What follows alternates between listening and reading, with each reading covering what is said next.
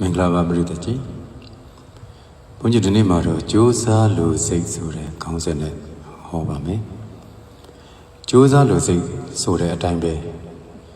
ဘယ်ရာကိုမစုံငုံမိသေးတိုင်တက်နိုင်ဖြားရောက်ဆိုတဲ့အတိုင်းပဲမစုံမနဲ့ကြိုးစားရမယ်လူတိုင်းသည်ရည်ရွယ်ချက်တစ်ခုစီတော့ရှိကြတယ်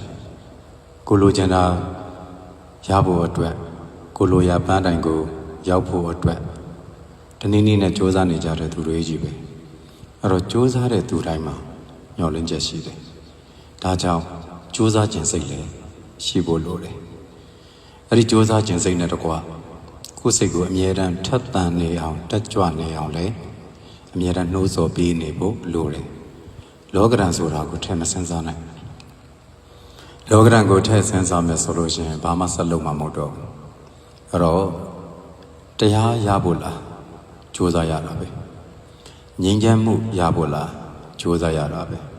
ပျော်ရွှင်မှုရဖို့လားစ조사ယူရတာပဲအောင်မြင်မှုရဖို့လားစ조사ယူရတာကြည့်ပဲအဲ့ဒီအရာတွေကိုစ조사လို့စိတ်ရှိတဲ့သူတွေမှန်သမျှအကုန်လုံးစ조사ပြီးတော့ရနိုင်သွားကြတယ်ဒီအချက်ကိုမမေ့နဲ့အဲ့တော့ကိုယ်မှာစ조사လို့စိတ်ရှိနေဖို့ပဲလိုတယ်နှိမ့်ကျင်နှိမ့်မယ်မြင့်ကျင်မြင့်မယ်အစဉ်ပြေတဲ့အခါကျုံချင်းကျုံမယ်အစဉ်မပြေတဲ့အခါရှိကောင်းရှိမယ်ဒါသည်ဘုန်းကြီးအမြဲပြောသလိုပဲတယောက်တည်းကျုံတဲ့အရာမဟုတ်ဘူးလူတိုင်းကျုံတဲ့အရာအဲ့ဒီမှာဇွဲရှိတဲ့သူရှေ့ရောက်သွားတာပဲတောင့်ခံနိုင်တဲ့သူဆက်ပြီးတော့ရှင်သန်နိုင်တာပဲအဲ့ဒါကိုဘယ်တော့မှမမေ့နဲ့အဲ့တော့ဘုန်းကြီးတို့တွေတရားနယ်ဘက်မှာဆိုလဲအေးချမ်းဖို့ရာအတွက်ရည်ရွယ်ထားပြီဆိုရင်အဲ့ဒီရည်ရွယ်ချက်အတိုင်းတတ္တိရှိရှိ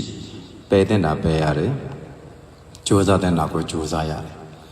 အေးချမ်းမှုကိုတကယ်ရပြီလားမရဘူးလားစမ်းစစ်နိုင်ရတယ်စမ်းစစ်ပြီးတော့မှ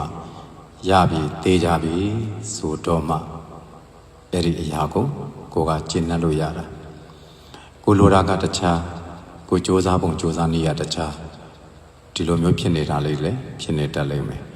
ကိုကတော့အောင်မြင်ခြင်းနဲ့ဆိုပြီးတော့စ조사မှုကယော့နေမယ်ပြီးတော့လွယ်စိတ်တက်ကြတတ်တဲ့ဇာတ်မျိုးရှိမယ်ဒလိမျိုးရှိမယ်ဒါဆိုရင်တော့မဖြစ်နိုင်ဘူးအဲ့တော့ကိုအမြဲတမ်းစိတ်တက်ကိုမြင့်တင်ထားပြီးတော့မရမနေစ조사မယ်လဲသွားလဲပြန်ထားမယ်ဘယ်နှချိန်လဲပြန်ထားရတယ်အဲ့တော့ဘုန်းကြီးဆိုရင်ဘုန်းကြီးကိုယ်တွေ့ဆိုခဏစိတ်တက်တွေပြိုကျဘူးတယ်ပြိုကျတိုင်းကြာမျောမထားဘူးချက်ချင်းပြန်ထားတယ်ချက်ချင်းပြန်စ조사တယ်အဲ့တော့စ조사နေဖို့ကကိုယ့်ဘက်ကတာဝန်အခြေအနေဆိုတာကရောက်လာတဲ့အခါမှာအစဉ်သင့်ဖြစ်နေဖို့လိုတယ်အဲ့တော့မစ조사တဲ့သူအတွက်ကတော့အခွင့်အရေးပေးရင်တောင်မှနေရမရဖြစ်တတ်တယ်စ조사ထားတဲ့အရေးချင်းကိုလည်းလက်တွေ့ပြန်ပြီးတော့အသုံးချတတ်ဖို့လိုတယ်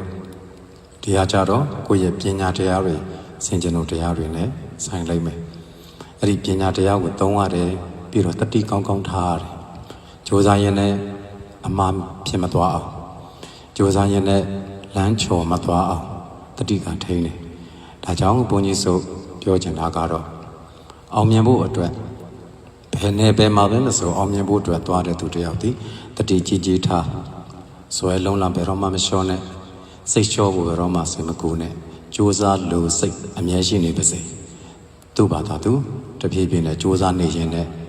တပေါက်ချင်းစုတဲ့အိုးလိုပဲဒီနေ့ပြေးသွားလိမ့်မယ်လို့အားပေးခြင်းတယ်အဲ့တော့ကဘာသူကဘာသားအပေါင်းစ조사ရင်းနဲ့ကိုလိုတာတွေကိုကိုလိုရပန်းနိုင်တွေကိုရောက်နိုင်ကြ၍ပျော်ရွှင်ကြပါစေလို့ဆုတောင်းပေးတဲ့အားလုံးအေးချမ်းပျော်ရွှင်အောင်မြင်ကြပါစေ